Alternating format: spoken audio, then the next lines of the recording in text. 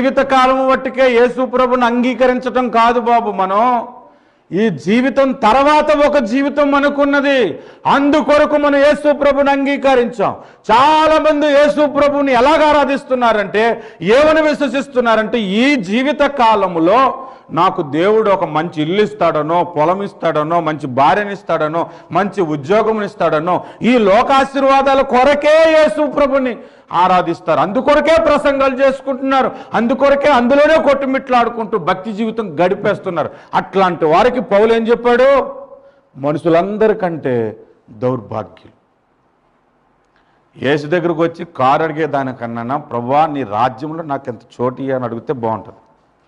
యేసు దగ్గరకు వచ్చి ప్రభువా నాకు మంచి ఉద్యోగం ఇవ్వు, మంచి ఓవర్ టైం ఇవ్వు అని దేవుడి దగ్గర అడిగేదానికంటే, ప్రభువా నీ రాజ్యం వచ్చేసరికి అక్కడ నాకు సంపద కావాలి, సంపద కనిపించేలాగా నా భక్తి